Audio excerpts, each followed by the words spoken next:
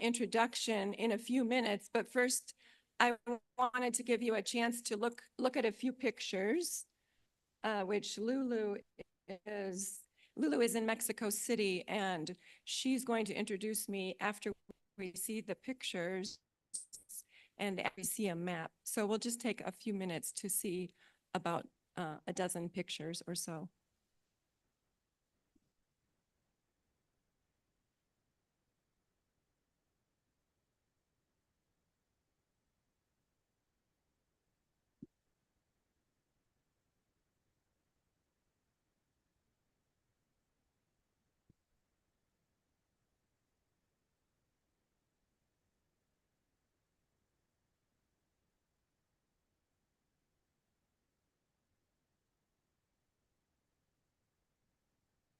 I'm not going to do that right now.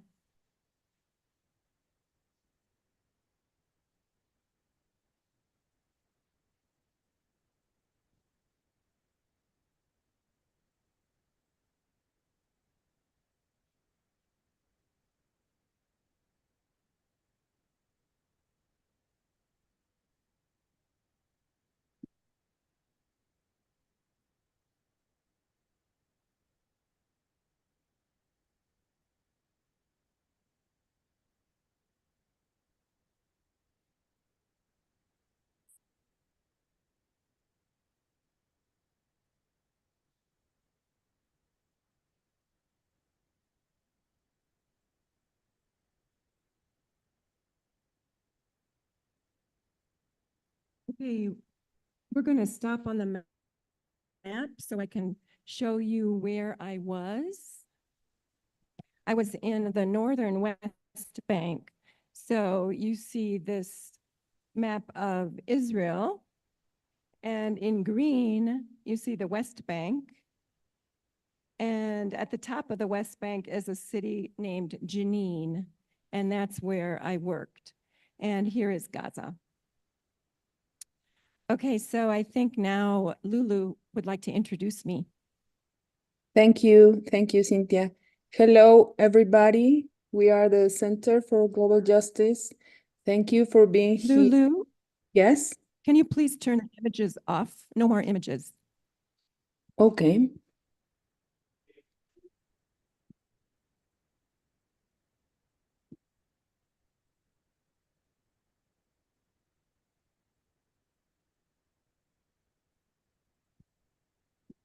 Oh, stop screen share. That's it. There Thank you you. are. Thank you, Cynthia. Well, I was saying hello to everyone. Thank you for being here. I am Lulu Guerrero from the Center for Global Justice, and we are very pleased to have Cynthia with us today. But before we start, please remember to help the work that the center is doing mainly in San Miguel. Please help us with your donations. And now let's start. Cynthia is presenting her book, some parts of her book, and I will say something about her. Cynthia Yoder grew up in Archbold, Ohio. She has lived and taught in 9 countries and the US, mostly at the university level. She has taught English, trained teachers, and directed programs. She met her husband, Bob Gravelin, in Palestine. They have lived in San Miguel since 2020.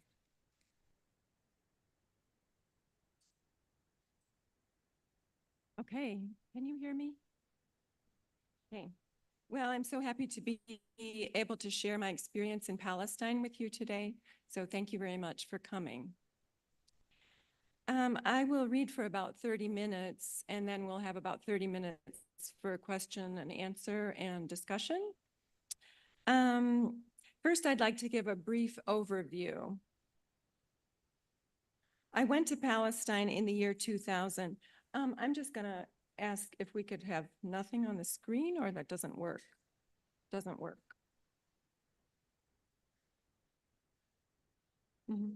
Yeah. I went to Palestine in the year 2000 from Virginia, where I was teaching English at Eastern Mennonite University. I was in Palestine for 5.5 years, from 2000 to 2005. I turned 40 during my first year there. And as Lulu mentioned, I met my husband, Bob Gravelin, during my first year there. We both went there as teachers. I served as director of the English Language Center of a new university that had just opened. It was named the Arab American University of Jenin. And you saw where Jenin was located on the map in the northern West Bank. The title of my book is This is Life, Haik al-Haya. Haik al-Haya signifies the resilience of the Palestinian people who are living under military occupation and have been since 1967, so a very long time. Haik al-Haya means no matter what happens to us, we will continue to live our lives with dignity. Finally, I'd like to say that my intent in writing the book was not to give political commentary, but to tell stories of the people that I met, my students, my colleagues, and friends that I made while there. So as an introduction to my own reading, I have asked 4 people to read 4 poems written by my students at the university. I'm going to pass around the mic, so please listen to these student voices.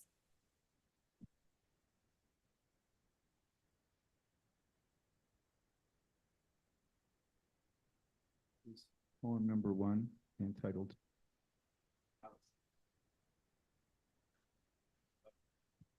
Every Time I See It, I feel sad inside. When I see what happened and still happens in it, Palestine is my heart, is my soul, is my love.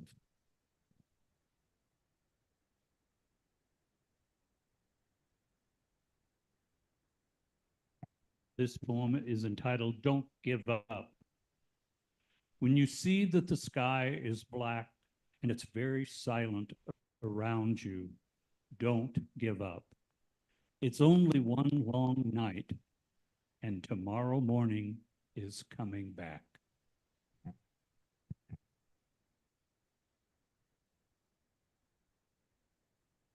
This is number 3. It's called If. If you visit life, you visit a very big book. If you look in someone's eyes, you live in a secret world.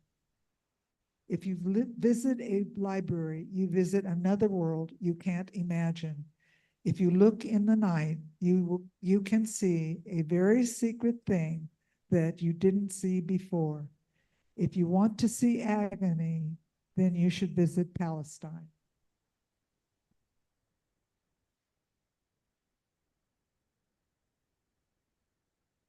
This is titled A Question. A question that crushes, shatters, perplexes, disturbs, shocks, bothers, annoys, and kills me is when. I have asked myself this question 1,000 times. Every day, every night, and every morning, I ask myself this question, but futility.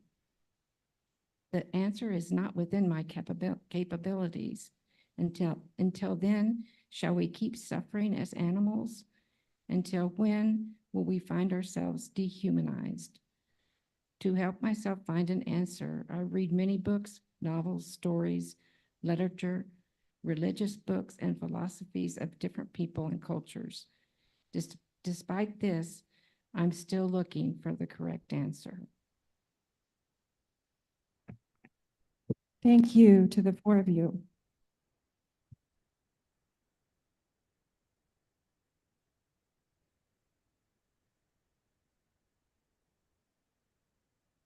Now I will read excerpts from 6 or 7 chapters.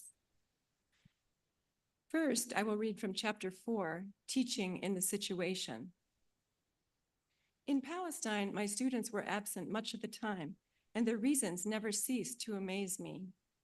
One morning, Mustafa, a lanky young man from a town west of Jenin, came to intermediate English after a few days of absence. "Where have you been, Mustafa?" I asked, assuming he had been skipping class. "I was with my friend in the hospital. The Israeli soldiers shoot him in the face," he uttered with visible gloom. "He lose half of his face, and 4 days after, he die." How can I respond to that, I wondered. I stumbled to express how sorry I was and went home that evening to ponder my own impatience with students when they missed class. It took several weeks for the realities that my students faced to sink in and for me to understand that my sensitivity was of utmost importance. The intifada, or Palestinian uprising against the Israeli occupation, began on the last Saturday of September 2000. I kept track of the number dead in the early days: 40 dead by Monday, 63 by Thursday, 80 by Saturday, and so on. I realized after 1 or 2 days in the classroom that I would need to forego my normal lesson plans. Reviewing past tense verbs would be meaningless without first acknowledging the deaths and what was happening all over the region. "Tell me what happened over the weekend," I said to my class after they had settled into their seats one morning. Students told me about the Israeli tank that opened fire in their village and killed a young boy. They described how they tried to travel but were held up at a checkpoint and how the soldiers slapped and threatened them. They detailed the jeep that spread tear gas and the children that threw stones. They lamented that in a raid of their neighbor's house, the house was damaged and their neighbor was arrested. As students gave me this information, I wrote the keywords on the board: Israeli, soldier, shoot, shot, was injured, was killed, die, died. My blackboard became a collage of military terms: tank, jeep, gun, rifle, pushed, interrogated, detained, arrested. The next day, I began class again with, "Tell me what happened last night," and I added, "Try to use the past tense of the verbs when you are talking about yesterday." A week later, I walked home in the late afternoon weary. My students had asked me that day, "What do you think about what is going on?" "I think what is going on is terrible," I answered. "I think all killing is wrong. I think it is wrong for the Israeli army to kill Palestinians, and I think it is wrong for Palestinians to kill Israelis." I did not know that my last line would create such a storm. The students began attacking me. "How can you say that after what they do to us? Why do you blame us? Why does your government support Israel?" I had not been prepared for an outrage directed at me. I thought my students might appreciate the fact that I was there with them in Palestine, but I was naive. I quickly learned that, other than to express support for and solidarity with my students, saying less was better than saying more. My students did not need pat answers from me. They needed to express their feelings, and it was my job to give them the chance. The classroom was not going to be the place for me to tell them about the good Jews I knew. Every time I tried to offer a comment or opinion in those days, the more I learned to be quiet and listen.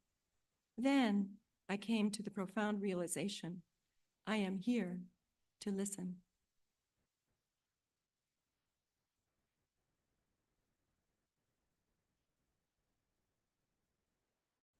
Next, I will read from chapter 6, A Cold Night Outside. A little background: Bob and I are at a checkpoint dividing Israel from the West Bank. We had gone to an Israeli city named Afula earlier in the day looking for cotton sheets because the sheets we had been given felt like sandpaper. So we're out in the middle of nowhere, about 10 miles from campus where we lived and a few miles from the closest Israeli city. It's 9 o'clock at night and we're at this checkpoint on our way home.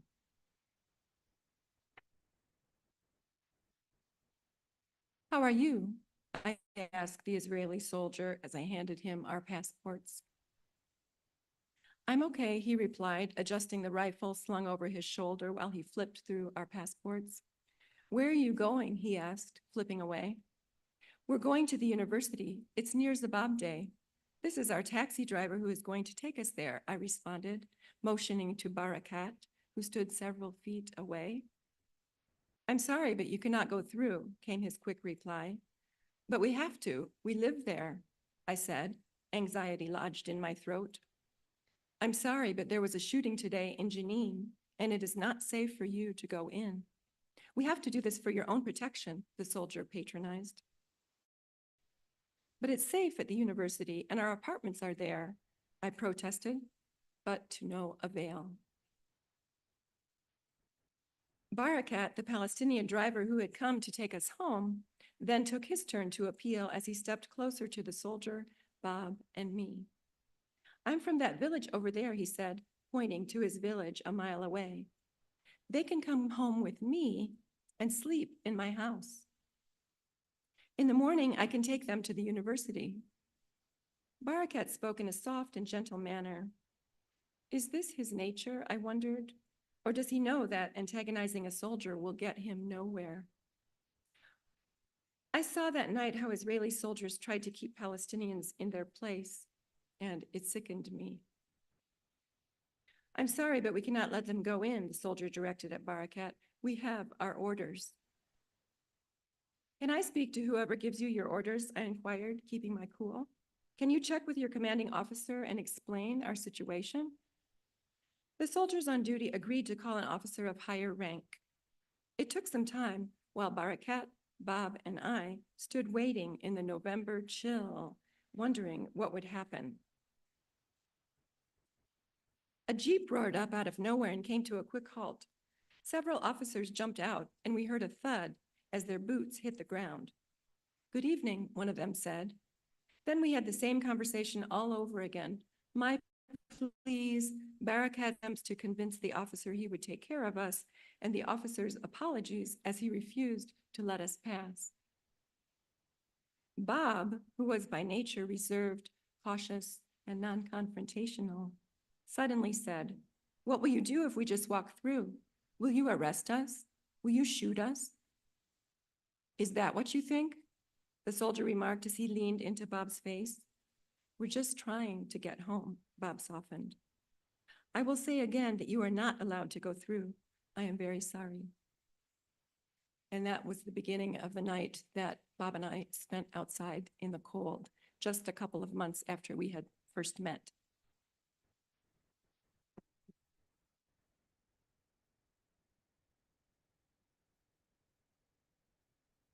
Next, I will read from chapter 10, No Ink in Palestine.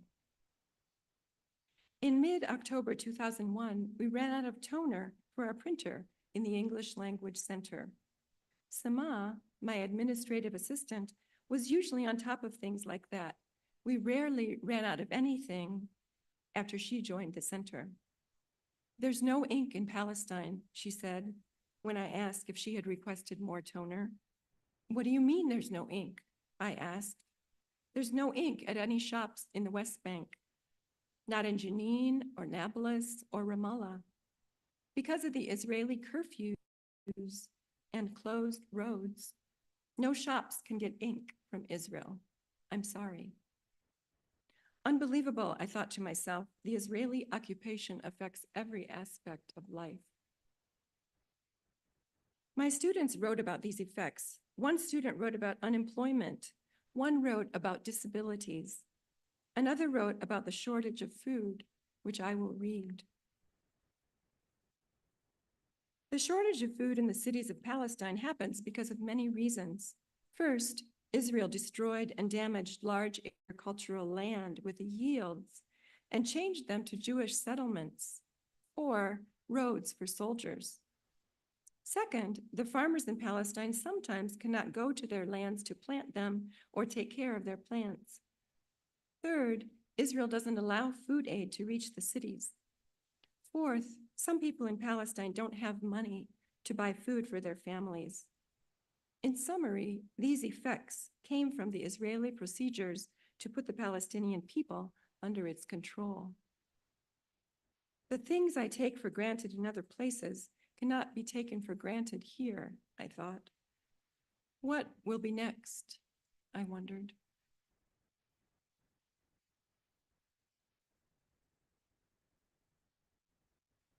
Next, I will read from chapter 17, Loud Voices.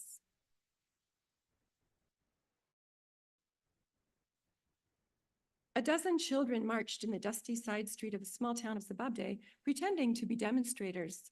Boys as young as 2 followed the 7- and 8-year-old leaders, stomping and shouting slogans at the top of their little lungs. On an errand in town, I was taken aback. On the university campus, white plastic chairs were arranged in rows, and a stage with a podium and microphone was set up. The overflow crowd stood in the back. Attendees squinted under the sun's glare.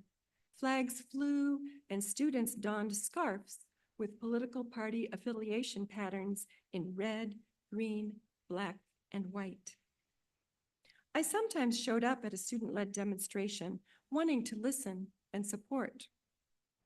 Whether a student translated for me or I relied on myself, the message rang loud and clear. Death to Israel, death to Zionism. The army of Muhammad will defeat the Zionist army.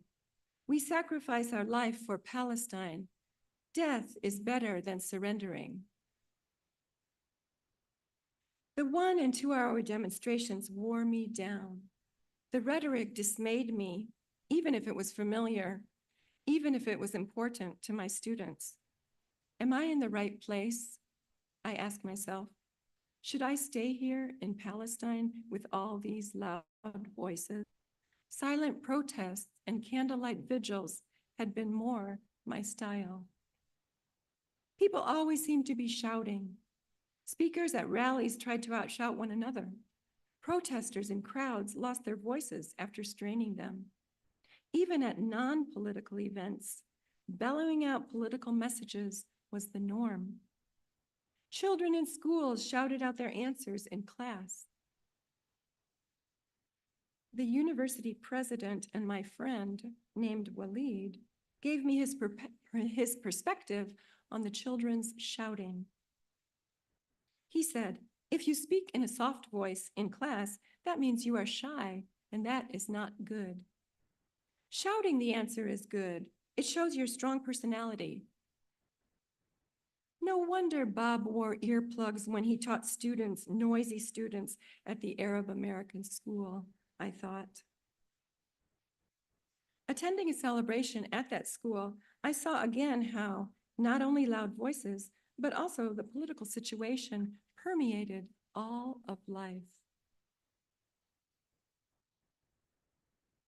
The 4th grade students performed a play about a village wedding. At the end of the wedding reception in the play, Israeli soldiers came in and shot the 10-year-old groom dead. The play ended as a Shakespearean tragedy. Girls wailed and the boys lifted the martyr above their heads, parading his body around, yelling. How tragic, I thought. This play mirrors real life, even for 4th graders.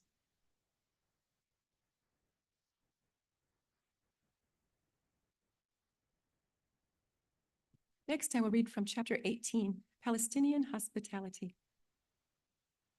My Palestinian students made sweeping statements. Americans are not close to their families. Is that so? I thought. I felt close to my family. My students announced, Americans don't like to cook. They eat hamburgers and fast food. Really? I pondered. I wondered if I should show my students my recipe book. Sometimes I made a declaration to try to break down student stereotypes. My husband has 8 brothers. Is that true? Came the surprised response. He is not like Americans. He is like Palestinians. I want you to meet my family. I want to show you my village. When can you come? My students entreated. An invitation to a student's home was a family affair. We chatted with not only our students, but also their parents and grandparents, brothers and sisters, cousins, aunts, and uncles. Everyone was welcome. I could see why students planned to live in their hometowns and villages after graduating. Students and colleagues often invited us home. Even people we just met invited us for coffee or for a meal. One person who opened her home and heart was Emil, the woman who cleaned my office. Her long dress met the floor that she washed. Along with her mop and dust cloth, she always carried a warm smile. We often took a minute to chat, sharing mostly about our families. With 6 children of her own, Emma wondered how many Bob and I wanted to have. She said to me one day after we had gotten married, 41 years old is not too old to start a family. But Bob and I have 26 nieces and nephews, friends with children we love, and students. Our students are like children to us, I explained. Emma changed her thinking in time. She came to understand our view. Once, when she was cleaning my office, she heard another Palestinian woman ask me, "When do you and Mr. Bob plan to have children?" Instead of me, Emma answered, "Their students are their children." Emma, who did not know how to read or write, worked 6 days a week at the university. On Fridays, her one day off, she did the laundry by hand, cleaned their 2-room house, and cooked something special for her children.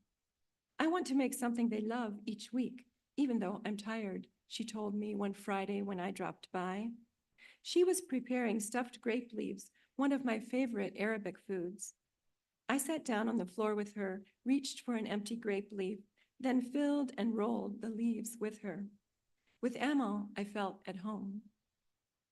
Throughout my years in Palestine, one thing remained constant: the hospitality of the Palestinian people. No matter what people's outward circumstances, their homes were a place of warmth and family time, and I was welcomed to be a part.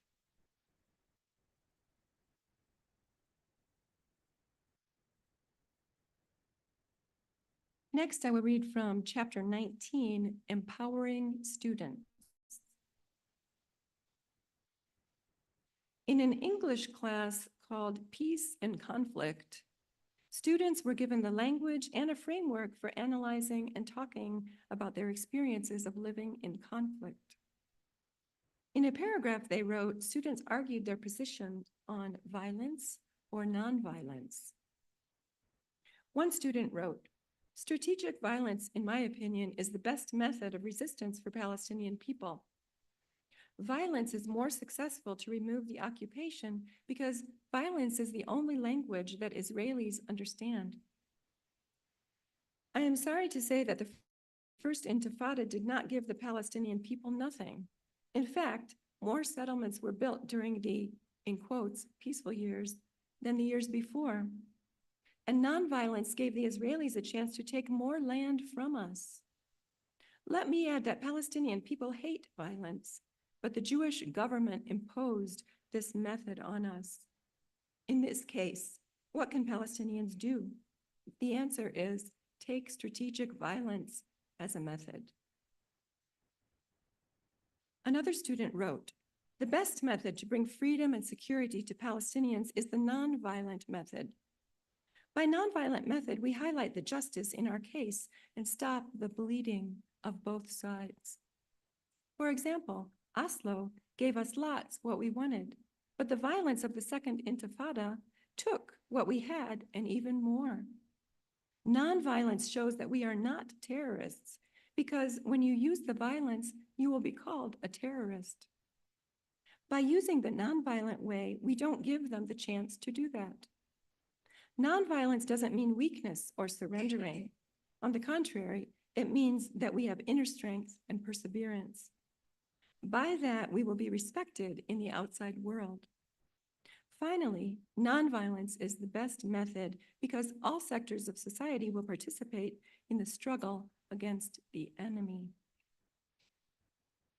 In addition to the peace and conflict class, we organized a club called the Nonviolent Resistance Club. Students learned about the power of boycotts, and they learned about Israeli and international organizations that are working to end the occupation. Students also came to understand those who victimized them. In role plays, they took the roles of Israeli soldiers or soldiers' families.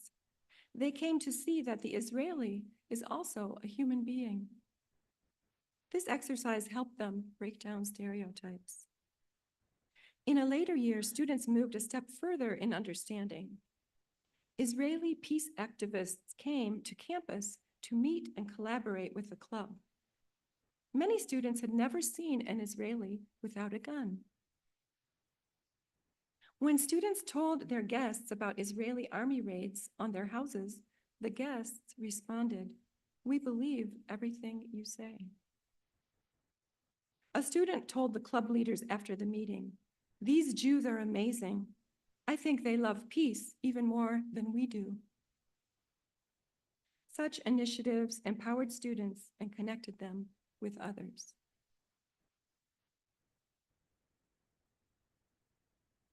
Finally, I will read from chapter 25, Death is All Around. Virtually every person at the university had faced the death of a relative or friend. A student's poem summed it up. Maybe the birds are free to fly. Maybe the flowers are free to grow. But we are just free to die in this land called Palestine. Some of the deaths were unspeakable. 2 young sons of an older university student were shot one afternoon along a street in their village. Their father related the story to Bob and me when we visited his home. The boys had been walking to buy bread for the family when bullets came out of nowhere and ended their young lives. Bilal was 10 and Ashraf was 8. During our visit, we looked at Bilal and Ashraf's photographs displayed under glass in a large frame on the living room wall. Our hosts were expecting a new baby boy and planned to name him after one of his brothers. I would learn later that the village school was also named after the boys. Some deaths were natural deaths, yet connected to the political situation. The mother of my friend and colleague named Lean died of a brain tumor. What made her death unnatural was the fact that neither Lean nor her sisters could see their mom before she died because of travel restrictions placed on them as Palestinians. While her mother lay dying in a hospital in Amman, Jordan, where she had gone to seek treatment, Lean tried unsuccessfully to gain permission from the Israelis to travel. "This is life," Lean said to me, "Haik al-Haya." In her place, I visited Lean's unconscious mother. I tried to speak for Lean. "Lean loves you," I whispered.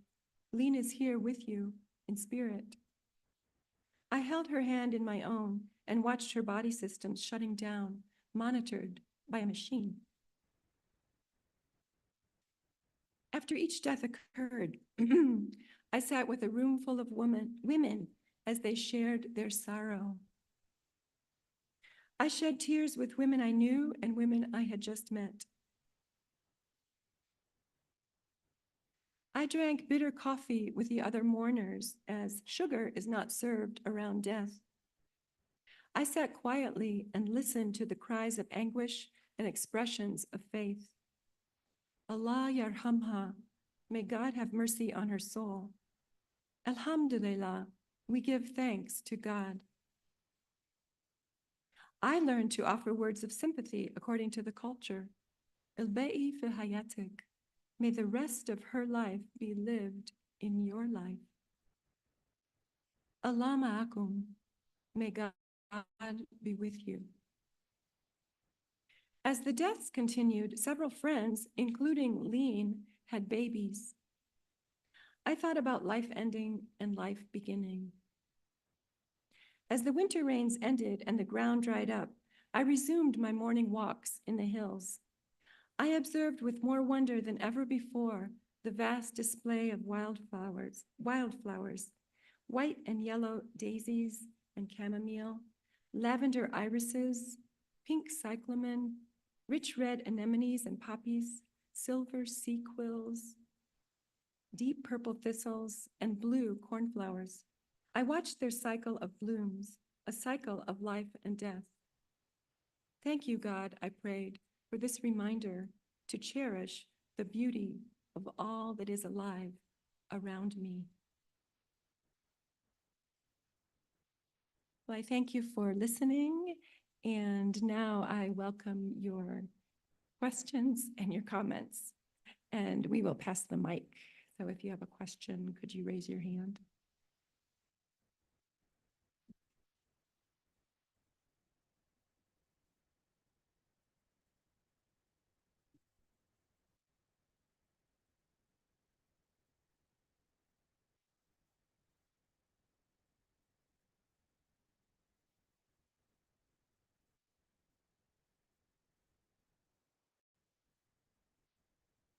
In the early 2000s, late 90s, I lived in Minneapolis, and I belonged to a pro-Palestinian group. I forget its name. Do you happen to be familiar with that group? I'm sorry, I'm not familiar with that Okay, specific group. In Minneapolis, you say? I'm, Can probably find it online somehow. yeah, I'm not sure they're still in existence, but I just thought I'd ask. Also, at a forum in Minneapolis, there used to be a monthly forum of important people speaking, people such as David Brooks of the New York Times, Eugene Robinson of the Washington Post. Anyway, one day there was this Palestinian woman who was on the Palestinian Authority. She was fairly famous in the early 90s. Recently, in the last year, I saw her on PBS again. Well, anyway, getting back to the forum that I was at that she spoke at, the one thing that stuck with me when she spoke was she said, occupation is violence. I never forgot that. Yeah, I thought about my home being invaded. Finally, the third thing I want to ask you, there is an organization, I think it still exists. It's a very liberal Jewish organization called J Street. The letter J. Are you familiar with that? Anyway, they're as an aside, the J Street stands for, it's the only street in Washington, D.C. that doesn't have an alphabet letter on it. Anyway, J Street is a very liberal organization. In the early 2000s, again, when I lived in Minneapolis, the head of that organization, a young fellow, was giving a talk at a Jewish synagogue in St. Paul, very large synagogue, and I attended, and the place was packed. I would say at least 80% Jewish people, all liberal, right? All pro-Palestinian, well, I won't say pro-Palestinian, but I would say pro-two-state solution, very much aware of what's been going on then in the West Bank and so on. So there are liberal Jewish people in the U.S. Some of them are my friends, okay? But I just thought I'd mention that to kind of not balance the situation. Thank you. I appreciate your comments very much. And that is something that is of great interest to me, are the Jewish organizations and Jewish people who also want peace, also want Palestine to have their own state. And our students learned in that class I mentioned called Peace and Conflict about these organizations. I have a few of them listed here. I'll just read a few of them. Rabbis for Human Rights, the Checkpoint Women of Israel, the International Solidarity Movement, Combatants for Peace, Jewish Voice for Peace, and there are others, Christ at the Checkpoint. There's some groups that try to bring the two sides together for dialogue, especially focused on parents who have lost children. So bereaved parents meet together and try to understand each other and build bridges. And for me personally, this kind of dialogue seems like one way to help peace come. Because as I mentioned, many of our students had never met an Israeli without a gun. And they didn't have the chance to know the Israeli as a human being. And so I think it's important that we always see all people as human beings, no matter what their political views are. Thank you for your comments. Thank you. Thank you, Cynthia. I would like to also ask the audience in Zoom, if you have a question, please raise your hand. Okay, Diana? First of all, I want to say that, I grew up in rural California in the Armenian community. The Palestinian experience is very close to what I went through, and knew about when I was a young girl. And every Armenian family at that time had somebody, family or whatever, they were killed or forced out of Turkey during the massacres that happened there, including my father. So it really resonates with me. Now, what I'm interested in knowing from you, I read your book, and I just think everybody should read this book. It's a real narrative of what Palestine has gone through. I'm curious if, the people that you wrote about, I mean, this is like 20 years ago. Do you know any follow-up, what's happened to them? Are they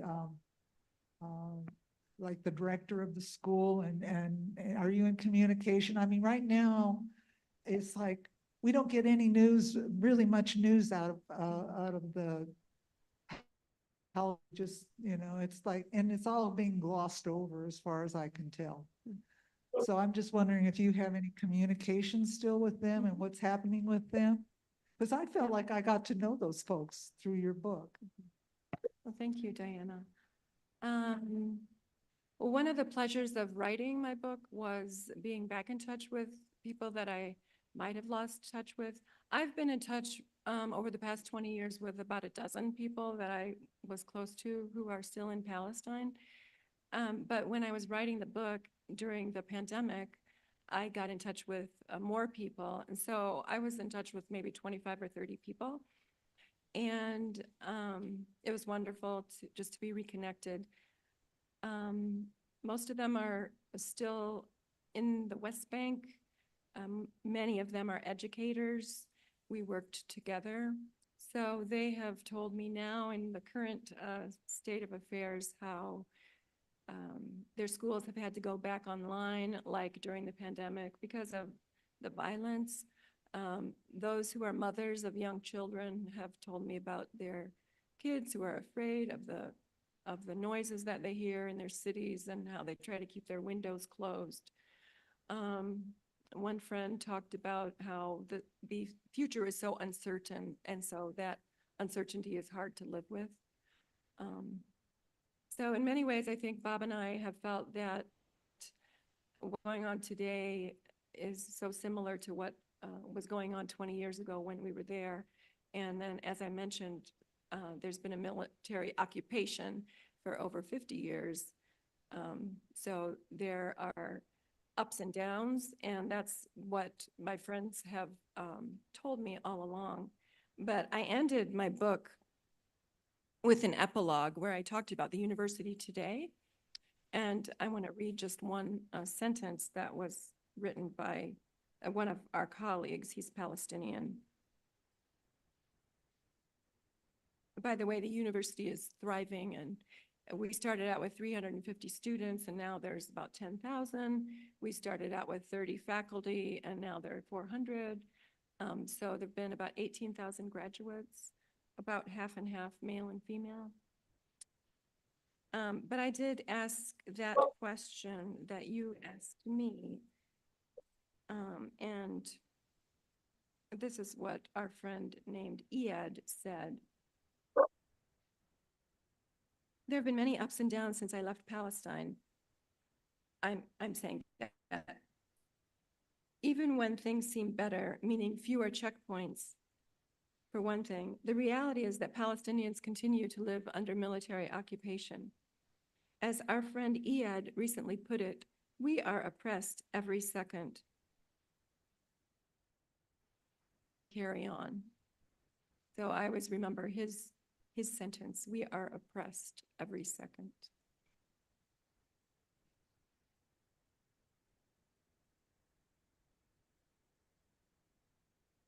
Ron?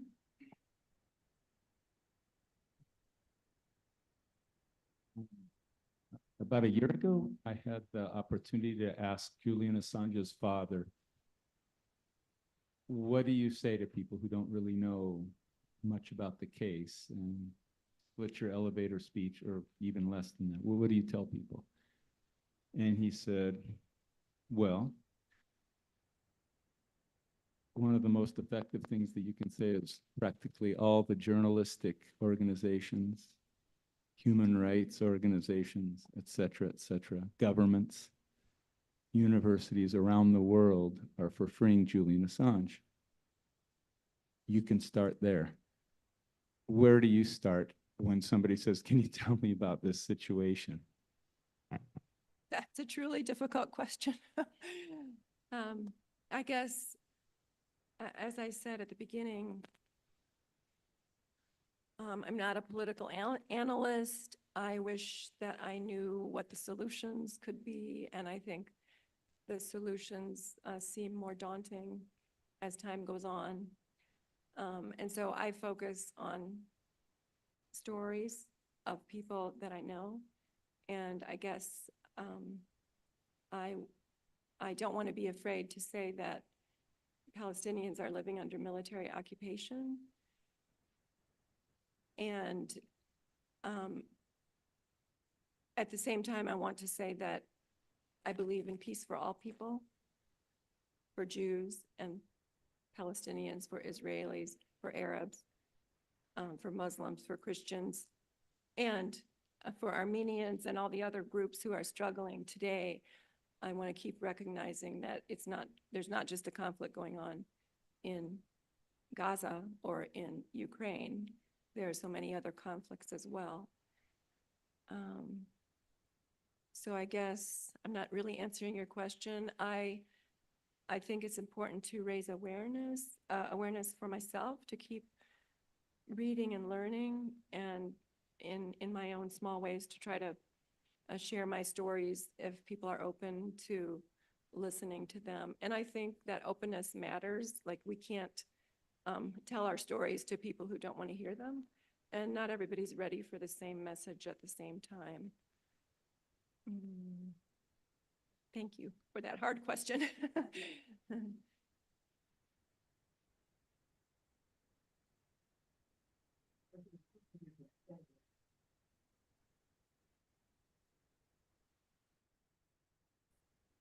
I think one thing you can say to people who are less literate about it is to just, in the West Bank, which was originally the two-state solution, in the West Bank, Israelis are subject to civil law. Palestinians are subject to military law. There's a hell of a difference.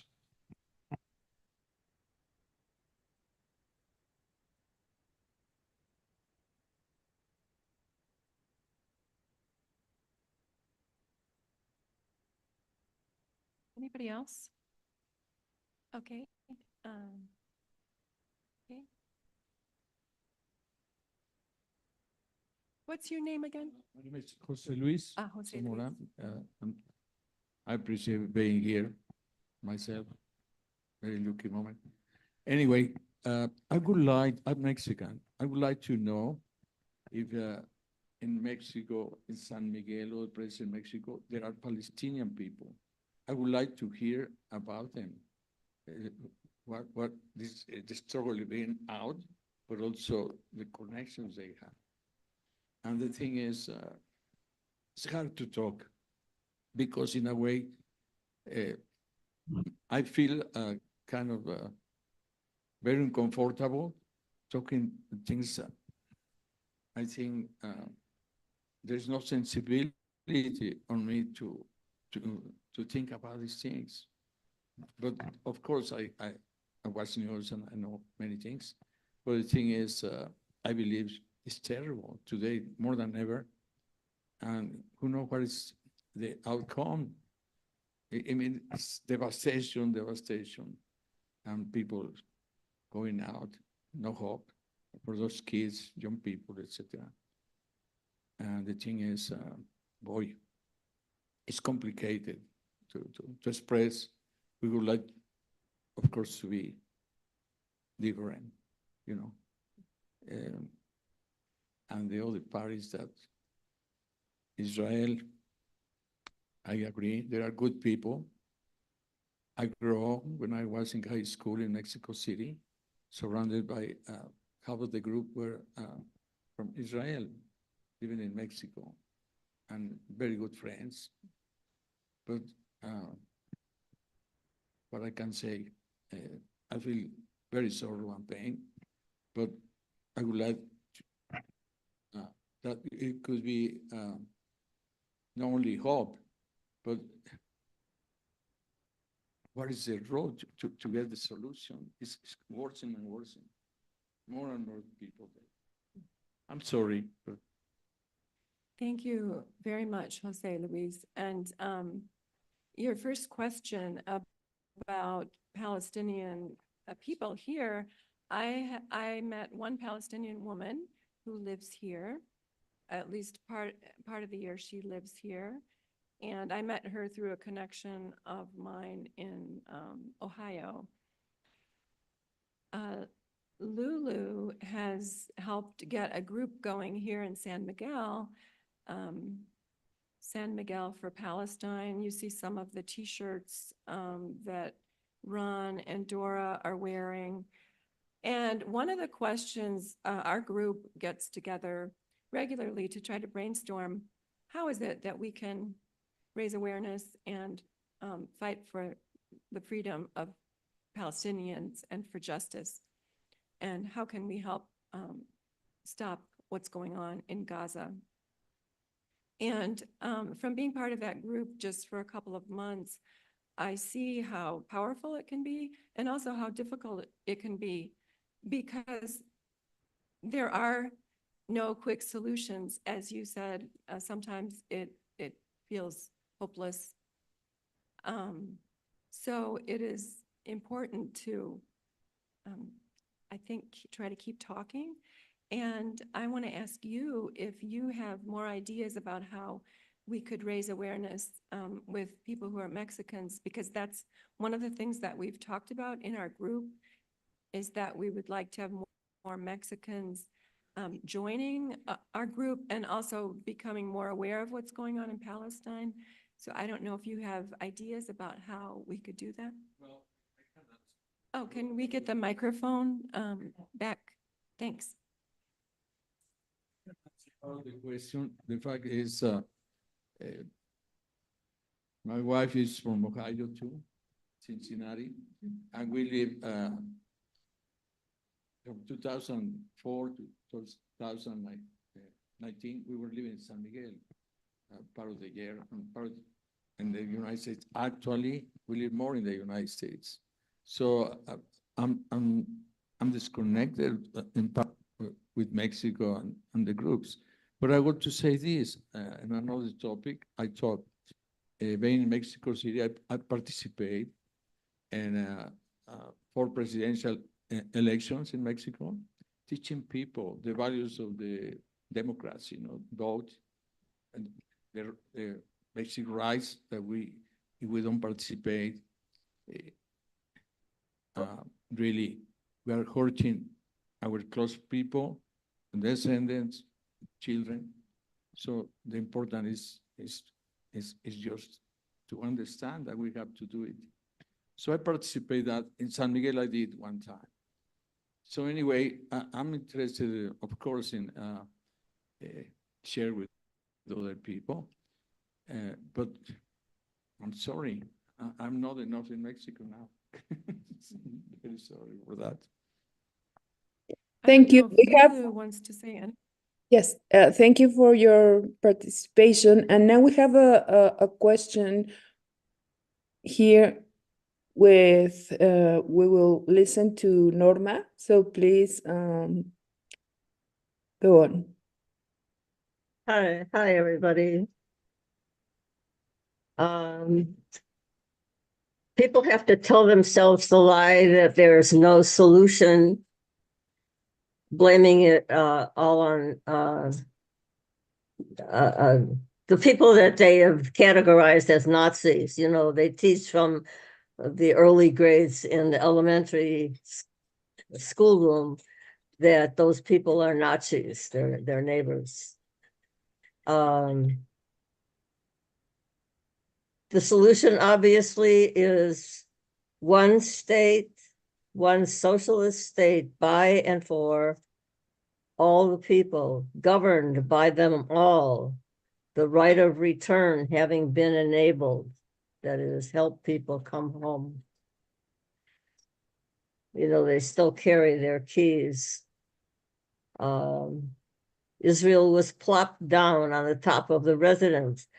Jews were living in Israel for, they say, centuries before the establishment, the invasion by Israel.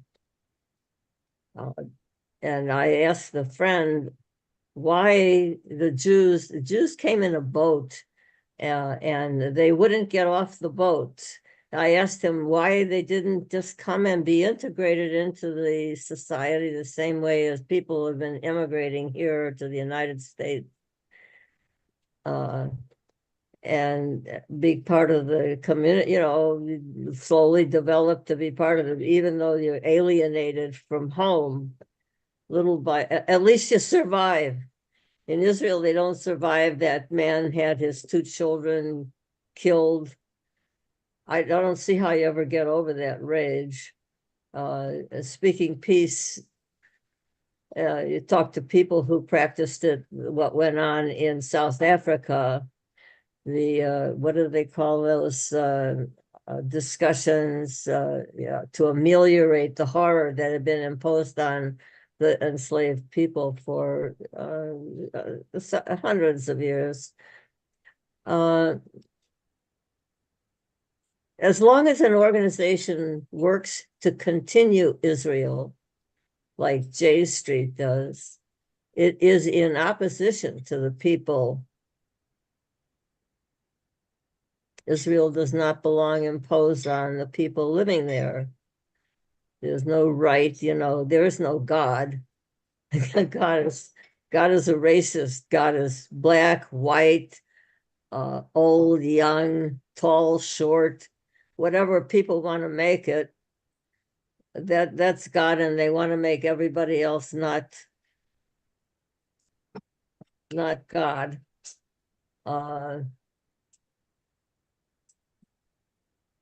The idea that there is to be an acceptance of the invasion is unacceptable. As the people have declared, give me back my home that I have been protecting now for 76 years. It's not just 50 something, 76 years this has been going on. And they won't mention the solution. Thank you, Norma. Thank you for your comments. Do we have any other questions in San Miguel? We have a few. Occurred to me just not to be silenced. We need to denounce, we need to protest, and our voices has to be stronger about this. Hi, everybody. We're here with San Miguel for Palestine. It was started by Lulu. So thank you to Lulu and Ron, and we help her a lot. And we meet every Saturday in front of Mercado Sano, if you guys want to come and join us from 11 to 1:30.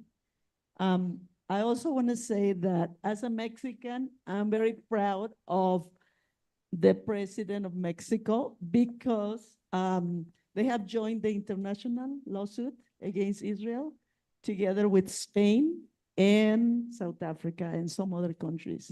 So in case somebody didn't know, we as Mexicans are very proud of that action by our Mexican president.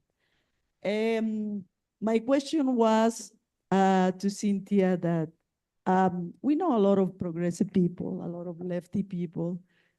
We had the Julian Assange group in Seattle from all over. And this issue with Palestine has divided many people. I compare it to the Trump era where some people broke relations with their friends or their relatives. And it's very mesmerizing to me. And I'm sure many people have different reasons, but what's your opinion on that? Why very progressive, well-meaning people refuse to support Palestine? And they, by not saying anything, they're really standing up for genocide and colonialism and occupation. Thank you. Thank you, Dora. Can I make another comment? Also a difficult question, I think. And the comparison to the political situation in the US and how divided we have become politically, it does parallel in some ways the division between the people who support Palestinian freedoms and those who aren't at the same place.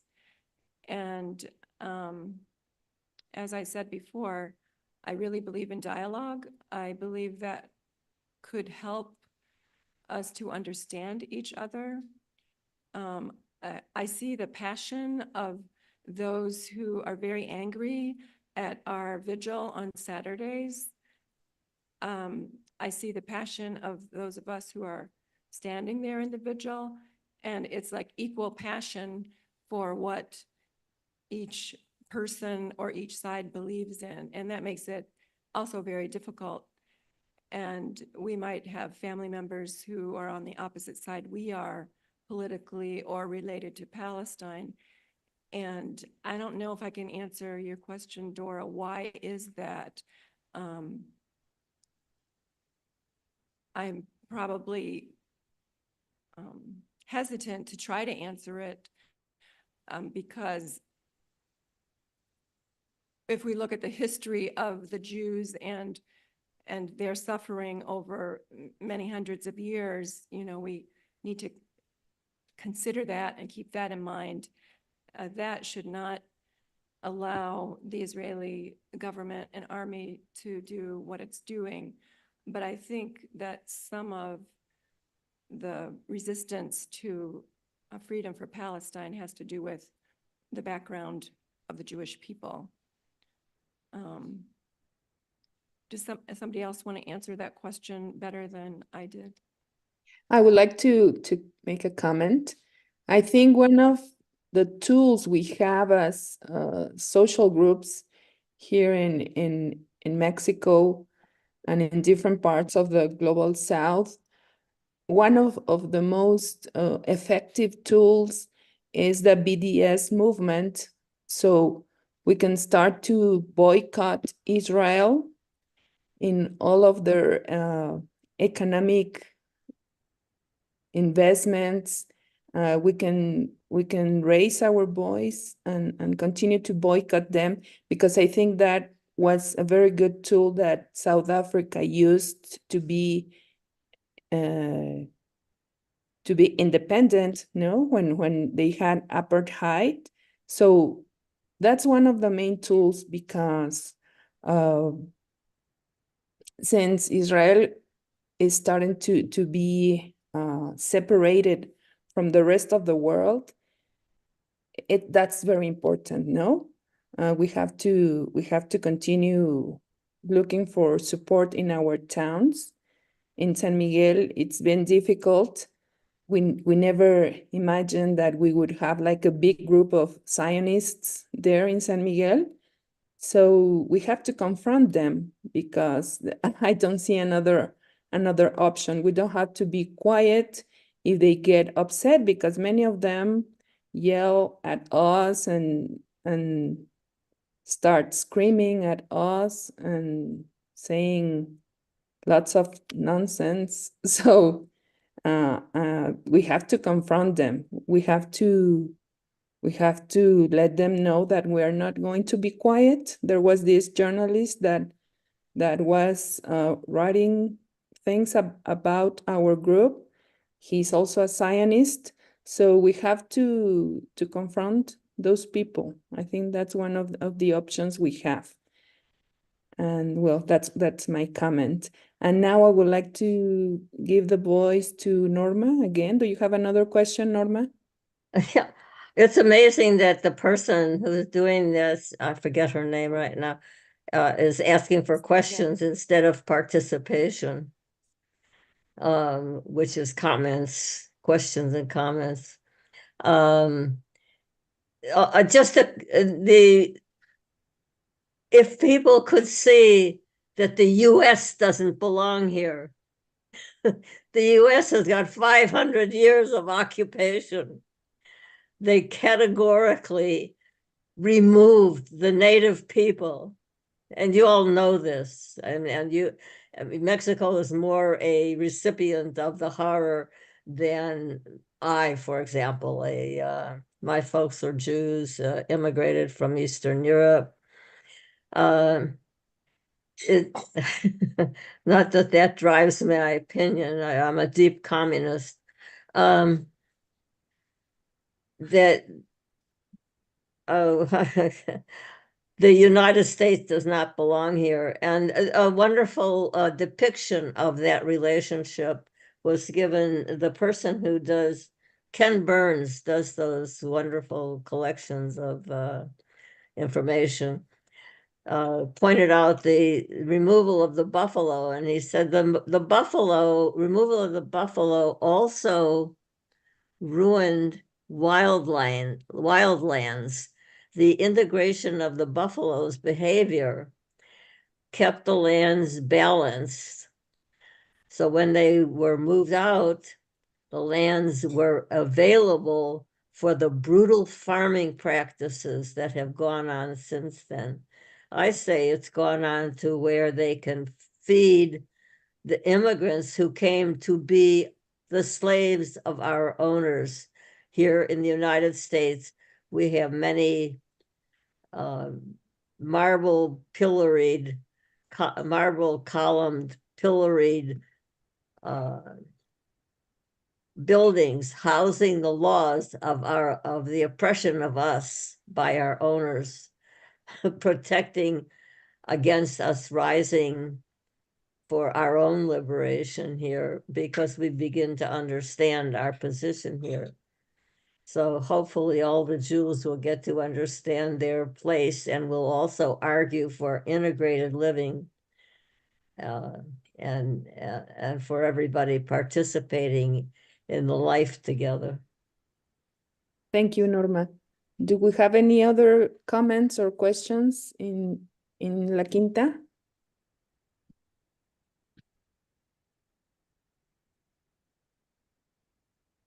Okay, Bobby?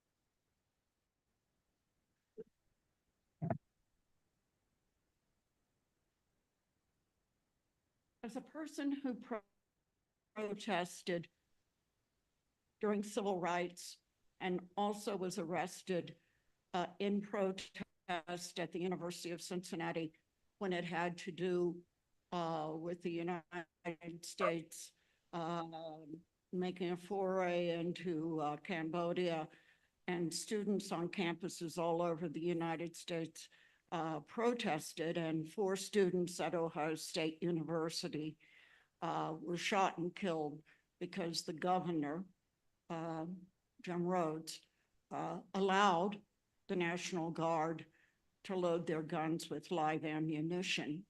The public being led to believe it was rubber bullets back then, and they weren't. And they did a tremendous amount of damage. But the thing is, what troubles me is what has happened in universities all over the United States when students began protesting what is going on in the Middle East, and they were labeled anti-Semites. And it bothers me that those of you, my husband and I don't live here now. We come and we spend some time in San Miguel as much as we can in the summer. But it bothers me very much that on the civil list, those of you who have been protesting on Saturday mornings, I will tell you, the way that has been framed with this community in this town is that those of you who would do that, you are anti-Semites. This bothers me tremendously because, in my opinion, this is a deliberate simplifying of what this is all about. There is an unwillingness on the part of many people in the United States to understand that Benjamin Netanyahu is far from being a legitimate leader of a country, and that half of the population puts no trust in him whatsoever. But you're in this problem area where if you stand up now in America, and this, kids are going to be going back to school at the end of this month and into September, we're going to see more things going on campuses and more deliberate, in my opinion, misunderstanding of these complex issues and how we need to think about them and how we need to help resolve. It is possible. I absolutely believe it as an old peacenik. It is possible for me to love Jews and for me to love people who are Arabs. It is totally possible to do that. My husband and I had an interesting experience. He had ancestry done, and we found out this guy is 2% Jewish. And I said to one of my Jewish friends, hey, that must be why the two of you get along so doggone well.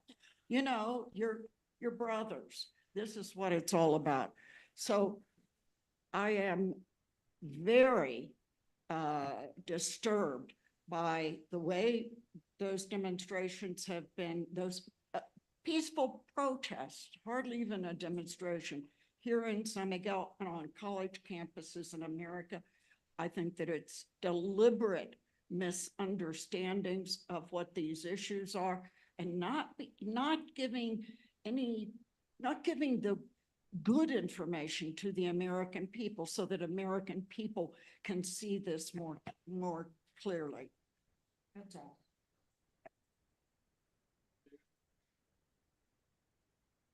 Thank you for your comment. This part of the world, of course, the history goes back thousands of years to the time of the Minoans and the Greeks and all that kind of thing. And it's always been I think, a conflicted area. I think, of course, in 1948, when Israel became a nation recognized by the United Nations, and the separation of people into like the Gaza Strip, which is the most populated, densely populated place on earth, is more or less like living in a cage, I think. Miraculously, back in the middle 90s, we had the Oslo Accords, which were bringing together both sides with Yasser Arafat, who I didn't particularly like, but somehow there was a reconciliation of the two sides, and the accords were reached. And unfortunately, the Israeli prime minister, his name was Rabin at that time, he was assassinated by a Jewish fundamentalist. And from there, things just disintegrated. And you never got back to that point where you had this agreement between two very conflicted sides. But agreement was possible, and it could have been worked out. But for that assassination, and then I think what happened, people like Netanyahu, who is a man who has suffered, his brother was killed in an incident, a terrorist incident. I can understand how deep his feelings are. And he, I think, is ultra conservative, in my opinion. He's a brilliant man. He's very capable of manipulating policy in the United States. And I think Israel is a very dynamic society. You saw before this terrible incident in October of last year, the demonstrations and the change against the changes in the judicial system there. There were 500,000 people in those demonstrations. I mean, that's very dynamic. The population of Israel is under 10 million. That's an enormous turnout. So somehow we have to get back to that point where the two sides are talking to each other. They've both been radicalized now. But it was possible to achieve an accord, and somehow we have to get back there. I think stupid things that the former president Trump did with recognizing Jerusalem was offensive to many Palestinians, I'm sure. The West Bank is going to be a very important part of any future settlement, as far as I can see. And somehow, as terrible as things are now, there has to be a reconciliation. We have to get back to where we were in the Oslo Accords. And that is possible. Conflict has always been in this part of the world, going back, like I said, to the time of the Greeks and the Minoans and all this other history that we have. So it's possible. They can be reconciled. They can talk to each other. They can work it out. And we have to be optimistic that that can happen. Otherwise, this will never go away. This problem will never go away. Thank you for your comment. And I just want to say, I agree with you that diplomacy can work. And I have to continue to have hope that that is possible, even when it doesn't seem like it. Thank you. Ron? Norma, do you have another question? A comment. Yeah. What? So Palestinian. The comment about a negotiation, the comment about a negotiation is to accept the Imperium's idea of what a negotiation is, and the negotiation would be to allow Israel, and the allowance would take away, continue to take away Arabs' water. There was no settlement. Thank you, Norma. Any comments in La Quinta? So the struggle for Palestinian liberation is a tough sell here in San Miguel de Allende. Ask anybody in our group. We've been really accosted verbally and nearly physically on a number of occasions. Whether you live here permanently or part-time, I encourage you to stop by and say hello, stand with us on Saturdays, tell your friends and family about it. We're there from 11 to 1:30 on the Ancha de San Antonio. If they see we're many people, we're united, we're passionate, they will see strength. And what's your name? Bobby is this gentleman's wife. What she said about the Craigslist thing is true. We have Civilist, Craigslist.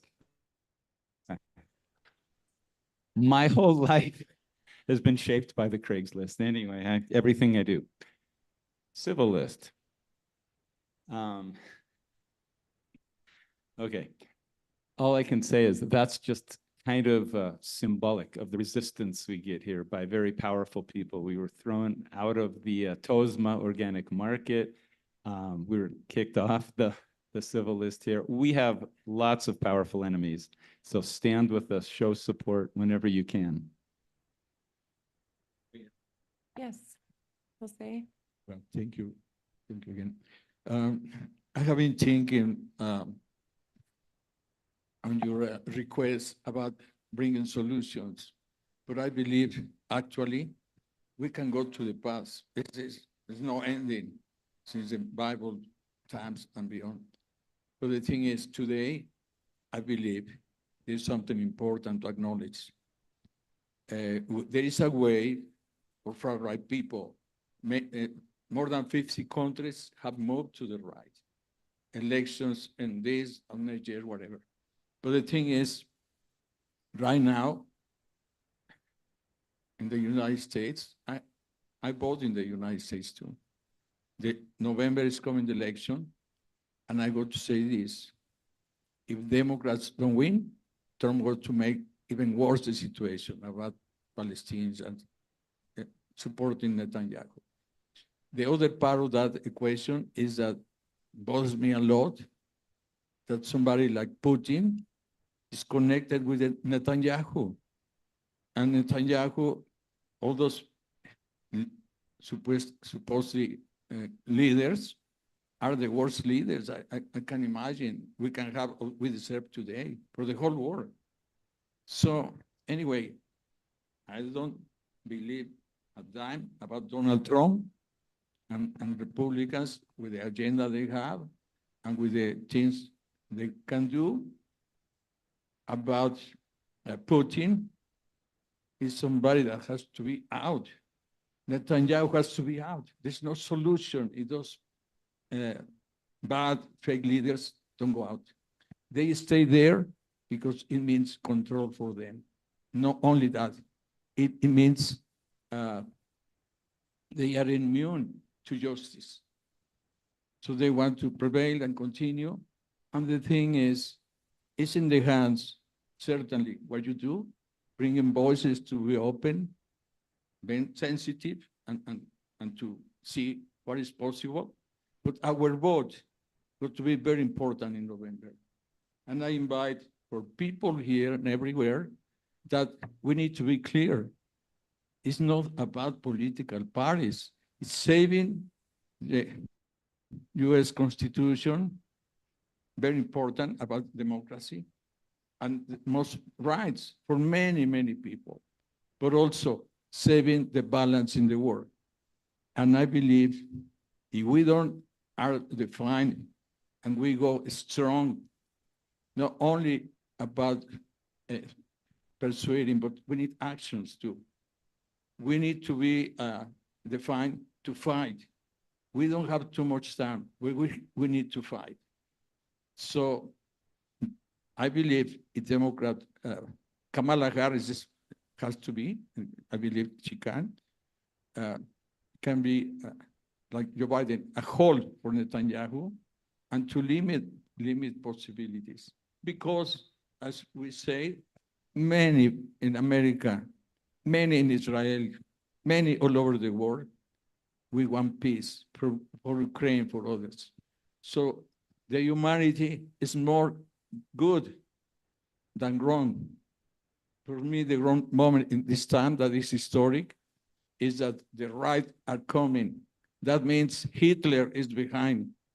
And those people don't acknowledge, but it's the worst of the worst. That's my position. Thank you. Thank you. Or Lulu, do we have a time limit or we? No, I Um, it's the question time or to two? it's the time to close. So I want to There thank. was one person here who wants to comment. Okay, so that we Su- we can listen to him or her. This is just a comment, no answers for me or anything, but I come from a very strong Christian Zionist background in Texas. And I go to an Anglican church here. And some of the attacks that we've actually had, one of them I know this past week was from a member of my church. And I just know how powerful the Christian Zionists, they're probably, they give more money. Just the realization of their power is really, it would astound us. Their backing of Israel to do whatever they want. So I don't know where to go with that. I'm working on it, but in my little church.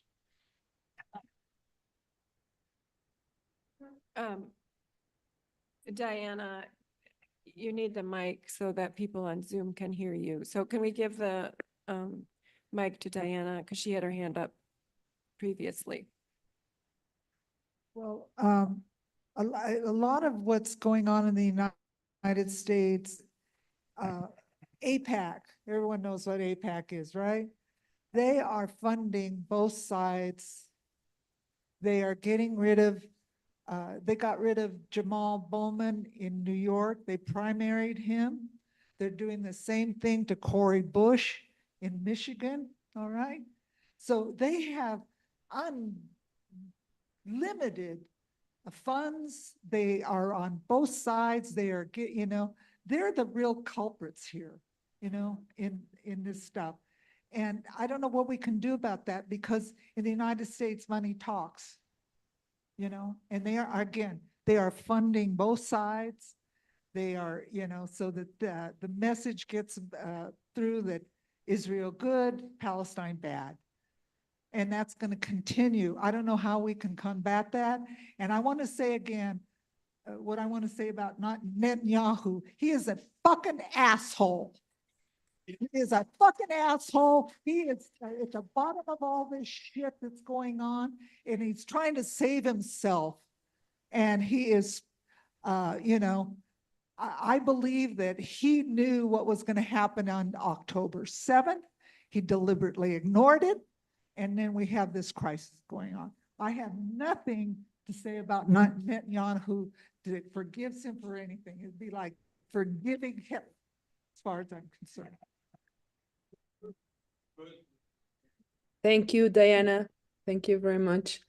So I think it's time to close. I don't Yahoo either. He's brilliant. He's manipulative, and I just don't trust him at all.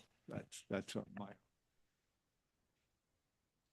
Thank you for your comments. Thank you for being here with us today. And please, Lulu, yes. we have one more comment here. Oh, well, Okay.